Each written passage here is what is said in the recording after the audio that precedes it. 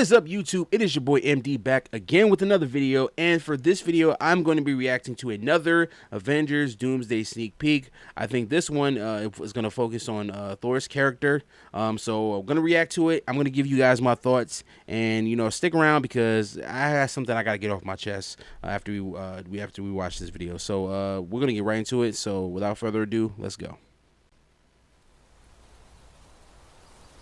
Father, Smaller. all my life, I have answered every call to honor, duty, to war. But now fate has given me something I never sought. I mean, it's already giving me Infinity War vibes, which is good. A child, a life untouched by the storm. I think that's his real life daughter too. Lend me the strength of the old fathers, so that I may fight once more, defeat one more enemy, and return home to her, not as a warrior, but as warmth. Okay. To teach her not battle, but stillness, the kind I never knew. Please, Father, heed my words. Okay. Okay, I'm liking the feel. I'm liking the feel. Yeah. Okay. Yep. And there's the there go again the countdown. Okay. All right. So what I think. Let me just first get this out the way. I'm all for serious Thor. I've been seeing this joke that when his hair is short, that means the shorter his hair, the more serious he is, that's funny. But yeah, this definitely feels like Infinity War type Thor, which I'm on board for, because I don't ever want to see that Thor that we got from Thor Ragnarok, Endgame, and Love and garbage. I don't ever want to see that Thor again. If you're telling me that we're gonna get the Thor from Infinity War, which is peak Thor, then I'm on board with this. But yeah, I mean, I the other thing what I'm noticing between this and then even the one with Steve Rogers, it feels like this movie more so than even like Infinity War or Endgame. But I'm gonna use Infinity War as a comparison. Because Infinity War, it felt like that it felt intense, like there was definitely stakes, but it didn't. It was kind of like it kind of gave you the impression that, okay, maybe somebody might die or whatever like that, but you didn't. I honestly didn't really think they would actually do what they did as far as him actually accomplishing his goal and Thanos. I'm talking about Thanos. And then wiping out half of the universe. I didn't really think they would actually do that. I didn't know how the movie was gonna end, but I didn't really think they would do that. So I thought that was bold on their part. But this movie, it feels gritty. There's a dark, gritty feel to it, and to be honest, I love that. I love that feel. Like it has the same intensity, the same level of stakes, but it feels darker. Like it just feels like there's a dark cloud hovering over the story as far as what's going on. Like, and I've seen a lot of people say, like, if that if you got Thor praying, that means it's bad. Like, you got Thor, who's a god, who's the god of thunder. You got him praying, that means things are really dire. But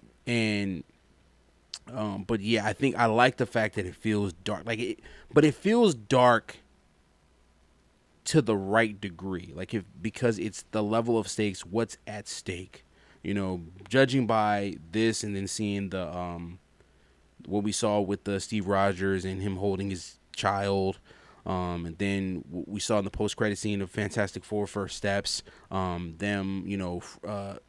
looks like Doom was abducting Franklin Richards, Reed and Sue Richards' son, and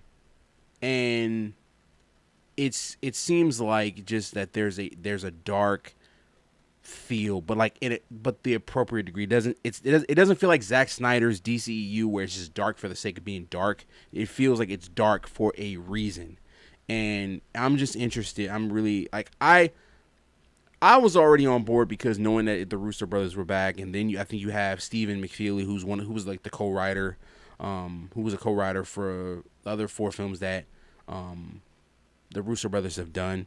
I think it's just him. It's not Christopher Marcus, I think, who was the other co-writer for the other 4 films that the Russo brothers directed. Winter Soldier, Civil War, Infinity War, and Game. But nonetheless, the fact that you have even one of the co-writers for this it gives me a lot of hope for this movie, because this movie has to hit. It really has to hit, because the comic book genre is like it's on.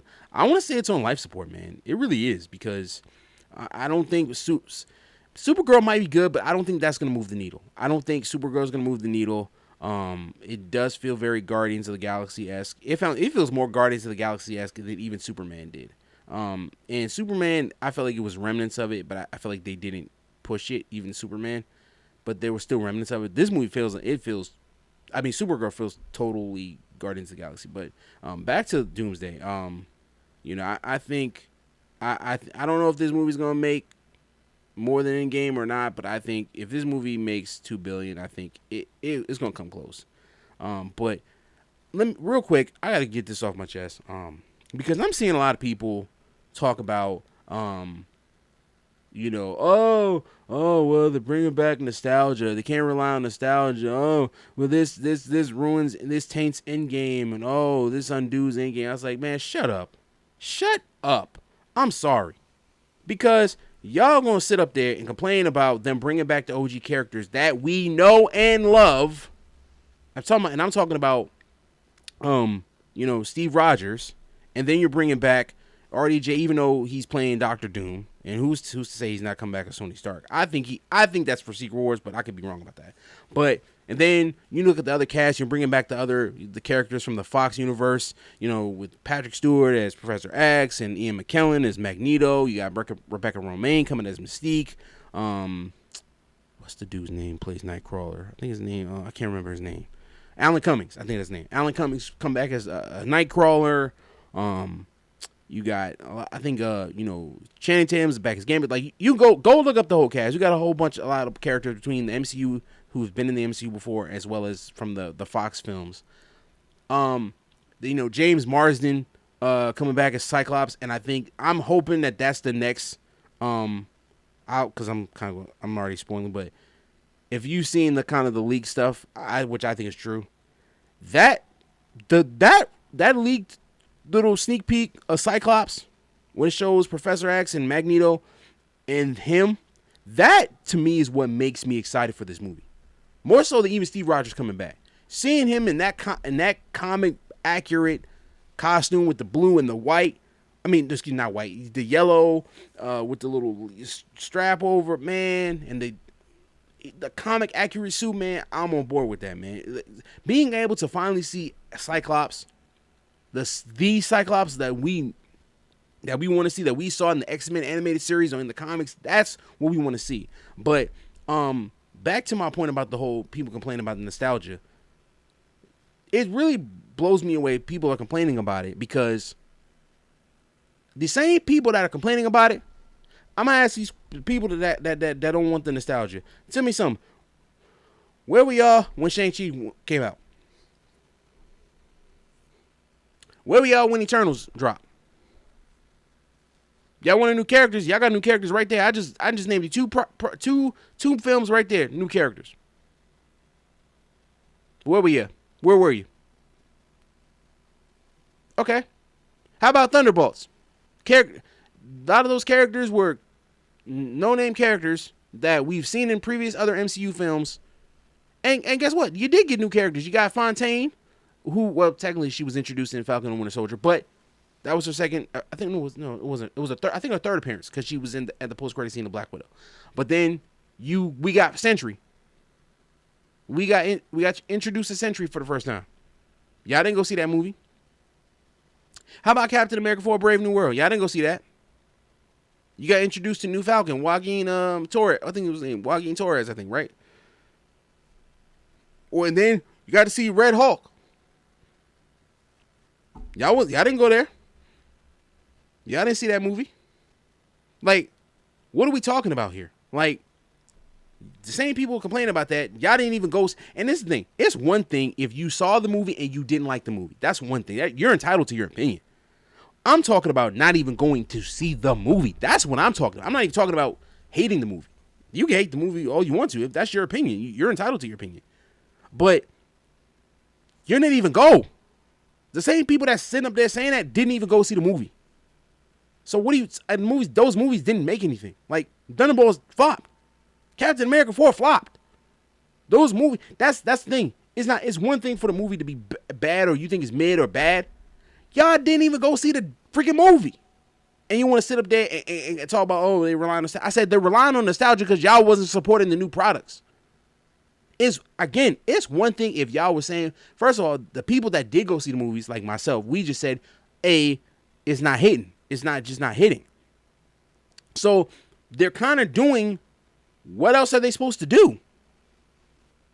I mean, if we're really being honest, they introduced new characters. You wasn't vibing with the characters. So my way I'm thinking, what characters could they introduce that y'all would go flock to the theater to see? Like, for real. Like, what character is there that they have not introduced that y'all want to see? Who? Ghost Rider? Let me guess. Y'all want to see them bring back Luke Cage? Squirrel Girl? That's what y'all want a Squirrel Girl film? That's what it is. And then, like, for the people that talking about, oh well, it tarnishes Endgame, it taints Endgame. I said, this is what I think as far as Doomsday. I believe that Doomsday is tied to Endgame. I believe it is. The reason we're getting Doomsday is because of the events of Endgame. I believe that when they went in the quantum realm and did what they did and got the stones and the things that happened, I believe that had a direct result that creates Doctor Doom. I believe when they did what they did, and I could be wrong, but I think it's going to be that they created an alternate timeline that gave birth to Doctor Doom. They created him. I think that's what's going to be it's when, and I think he's going to be killing off characters. And I think that's what's going to make it so impactful is that I'm here because y'all created me. Everything I'm doing to y'all, everybody that I've killed, all that stuff, y'all to blame. Because y'all created me. I'm here because of you guys. That's what I think is going to happen. That's going to be, I think it's maybe towards the end of the movie, the third act of the movie, when he's bodying Avengers and Wakandans and New Avengers, all that stuff. I'll call them New Avengers. Thunderbolts, I'm not calling them New Avengers. They're the Thunderbolts. When he's bodying them and the X-Men, he's going to say, everything I'm doing to y'all is y'all brought it on yourself. Y'all created me. And if it weren't for y'all, I wouldn't even be here right now. I think that's what's going to happen. And I think, the whole thing about, oh, well, their story ended in Endgame. I said, clearly the people that say that clearly don't know how comic books work. Because if you do, nobody ever stays dead. No story ever really ends. Even if the person's story ends, they create another story with the same character. That's all they do. It's like, bro, come on now. Like, I said, how many times Spider-Man or Captain America or Hulk or Wolverine or whoever, how many times they died in the comics? They always die at the end. People love the movie Civil War. Do people not know that in the comics, Steve Rogers, Captain America, got assassinated? Do y'all not know that? He got sniped. Got his brains blown out. So I guess if we're gonna be that way, I guess that's how the movie should have ended. They should have did that in. That should have been the ending for Steve Rogers. The end of the movie. That should have been the end. If we're going by that, like what are we doing, man? Like that's what annoys me. Like, bro, like we this is my this I'm about to cook. I'm about to cook right here with this point. This last point I'm gonna make. If y'all so tired of the nostalgia, I got only one question. Why did Deadpool and Wolverine make $1 billion? Y'all so tired of the nostalgia. Why did Deadpool and Wolverine, an R-rated movie, make $1 billion? Somebody tell me that. Somebody answer that question for me. Y'all so tired of the nostalgia, but y'all went and put y'all butts in the seats to go see that movie. Last I checked, the first Deadpool 1 and 2 made some money, but it didn't make $1 billion. I think Deadpool was one of the highest grossing comic book R-rated movies, no doubt. But it didn't make $1 billion. I think it made, what, 700, maybe 700, 800 million, something like that. It was something like that. It won $1 billion. Why did Deadpool and Wolverine make $1 billion? It wasn't because of Deadpool. Yeah, Deadpool probably would have made maybe 600, 700 million, maybe. But it wasn't going to make $1 billion. It was Hugh Jackman coming back as Wolverine. That is what made people want to go see the movie. It was Hugh Jackman coming back after being gone for how many years? And guess what? Last I checked, his story ended in Logan. That was supposedly the last time he was ever going to play Wolverine. That was the end. But everybody gonna say, well, that wasn't his Wolverine. I said, okay, really? That's what we're gonna do? Because last I checked, it's the same actor. Same actor playing him. They changed the version of, it's a different version of Logan. And still the same actor. Like, what are we doing? If y'all are so tired of the nostalgia, y'all behind shouldn't have been in Deadpool and Wolverine. Let's keep it a stack. That movie should not have made, but y'all, because why? Because people love Hugh Jackman as Wolverine. Wolverine is one of the most beloved comic book characters. He's top 5 character. Yes, I said it. I don't think I'm breaking news by saying that. Same way we love Spider-Man, people love Batman, people love, you could argue, Superman, Wonder Woman, Captain America, and Wolverine. It's subjective, but I don't think anybody can argue as far as Wolverine, Spider-Man, and Batman. Those characters in multiple films, and they still make money. We've got 1,200 Batman and Spider-Man movies, and they still make money. Why? Because people love those characters. People love Peter Parker. People love Bruce Wayne. What are we talking about? Same reason why. Back to Deadpool and Wolverine. Was it not nostalgia when we saw Chris Evans reprise his role as Human Torch from the Fantastic Four films? Was it not nostalgia seeing Wesley Snipes return as Blade? Was it not nostalgia seeing Jennifer Garner return as Elektra from the Daredevil film back in 2002 or 2003? Was it not nostalgia seeing Daphne Keane come back as Laura X-23 from Logan? Was it not nostalgia seeing, I don't know the actor's name who played Pyro from X-Men 2 and X-Men The Last Stand? Yeah, he was in that too. Was it not nostalgia seeing Jon Favreau as a cameo as Happy Hogan, Tony Stark's driver and best friend, who's also been in the Spider-Man films with Tom Holland? Was that not nostalgia? Like, what are we doing?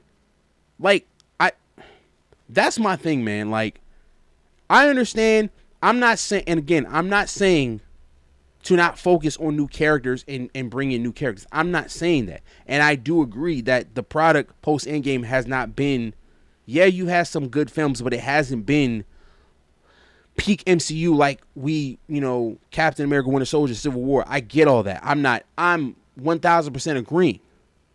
But I don't think there's anything wrong with bringing back the nostalgia while also introducing new characters. That's why I think the Russo brothers are back. Why they're back? I don't believe they're just back to get the cash grab to make the two great movies and dip. I think they're back because they are needed going forward. They are going to build the foundation for the MCU going forward, post Secret Wars. I think they're going to stick around because I'm be honest with you. I guarantee you they're going to be. I think they're here for the long haul. I do. I think even if they don't per se direct movies after that for a while, I think they're going to have a say in as far as, you know, the directors who helms this project, this and that. I think they're gonna have more creative control, which they should. And I think that I just think that there's nothing wrong with nostalgia. I think as long as it's done right, you know, I think that's how I feel, man. I think everybody's just. I understand it's the MCU comic book movies as in general, they haven't been great as of late. I understand that. I agree with that. But at the same time, it's like I feel like we're doing that. We're hating on it. We're clowning and saying, oh, they're relying on nostalgia. We're doing that because I think we're trying to brace ourselves that in the event that Doomsday doesn't hit the way we think. I have no reason to think this movie's not going to hit because I've seen what the Russo brothers do. And remember, this movie was supposed to come out, I think, this summer. Remember, it was supposed to come out, I think, May. This May coming up because technically, I mean, we're New Year's Eve right now, but they got pushed back. Because I think they said it's not ready. And I think that's what that's why I trust the Russos, because I don't think they're the kind of guy. They're the two directors. I don't think Anthony and Joe Russo are going to sit up there and let this movie come out and knowing what's at stake, the comic book genre, where it is. This movie is this has the fate of the comic book genre riding on it. They understand that. I don't think they're just going to put it out just for the cash. They're like, no, it's not ready. This movie's going to come out when it's ready. And I believe if they have to postpone it again, they will. They said, this movie needs to be ready. We want this movie to be on its A game when it releases. And I think the Russo brothers are going to, I'm okay with it. If they got to postpone it again to get it right, yeah, it's going to suck, but you know what? I can live with that. But yeah, I think this movie, I don't have any concern at all. I think. And another thing about the whole thing with like Steve Rogers coming back, I don't think he's gonna just come back and just take the shield back, at least right away. I mean, now post Secret Wars, that might be another story, but I don't think he's gonna, take the shield, just come back and say, all right, Sam, cough up that shield. I don't think he's gonna do that. I think Sam's probably gonna have been struggling carrying the mantle. I think there's going to be an epic scene. Hopefully there is the epic scene, or at least a heartfelt scene with him and Cap and OG Steve is telling him, hey, man. And I hope that there's a point where Cap gets to see him in action, like see him be Cap. And him say, that's why I chose you. And I hope there's a scene like that. I hope there's a scene where Steve is like, and that is why I gave you the shield. I hope there's a scene like that. He's like, that is why I chose you. That I hope there's a scene like that. But yeah, I'm excited for this movie. I don't care what nobody else said talking about nostalgia. I believe that I'll never turn down nostalgia if it's done right. If it's done right, because at the end of the day, like they say, if it ain't broke, don't fix it. Why would I do something? Y'all want them to do something that hasn't been working. And by the way, like I said, y'all ain't been seeing the doggone movie, but y'all complaining about the movie. I said, here's the thing. I was like, I don't want to hear anything about from that they didn't go see the movies. If you've seen the movies and you didn't like them, that's one thing. That's one thing. Just you haven't been supporting because you just haven't liked the product. That's one thing. That's fine. You don't like it, but don't come to me talking about complaining about nostalgia when you ain't even been going to see the movie. Miss me with that. I said, you didn't even see the movie. You don't get to have an opinion. I'm sorry. That's the way I see it. It's like you didn't even go see the new characters or see the new stuff that y'all been saying y'all want. I was like, how you gonna have an opinion on something that you didn't even go see? I had to get that off my chest, man, because I just think, man, we're already coming up with reasons to hate this movie. We're already coming up with reasons to hate this movie before it even dropped, because it's like I feel like we're trying to like brace ourselves in case the movie doesn't hit the way we want it to. And the thing is, until I see the Russo brothers fumble it, I'm gonna ride with them. Until they fumble it, like for example, if you got a favorite team, a favorite NFL or NBA team or whatever, and you got a player that's known to be coming to clutch every single time, odds are you gonna want the ball in his hands come when the game on the line. He's like, until I see him miss a shot, until I see him not become clutch, game on the line, I'm always gonna trust he's gonna make the shot. And that's how I feel about the Russos, man. I feel like until they fumble it, until they mess it up, I have complete trust in them. I think they're gonna deliver it. I think that this movie is gonna deliver. Whether it's better than Infinity, and I'm gonna be honest, man. The more I'm seeing of this, I might make a bold prediction. Say this bit might be better than Infinity War and Endgame combined. I think I'm the more, especially that little bit I've seen with Cyclops. I said, man, I think this movie's gonna hit. But yeah, man, that's what I that's my thoughts. I think the little bit back to the whole Thor thing. I think I like the fact that we're getting the serious Thor. I don't ever want, whether it's Hemsworth or somebody else, I don't want that cornball. I don't want to say cornball. I don't want that goofball clown jokester of a Thor. I don't ever want to see that character again. I think that if you're giving me Infinity War Thor, I'm on board. I just wish that we didn't, they didn't make him a joke to begin with, because I feel like his character is kind of inconsistent. With 1 minute he's serious, 1 minute he's a joke. I say I don't like that. But I mean, if you're gonna give me a serious Thor, which by all accounts looks like we're getting serious Thor, then I'm on board for this. But these are my thoughts. What do you guys think? Leave your thoughts in the comments. Are you excited for Avengers Doomsday? Do you feel like are you of the mindset they're relying on the nostalgia too much? Do you feel like or do you feel like the nostalgia is welcome, that it's needed? Because, but leave your thoughts in the comment section below. Thank you guys so much for watching. Don't forget to like and subscribe to the video. And as always, I am yours truly, MD. And I hope you guys have a good one. Take care.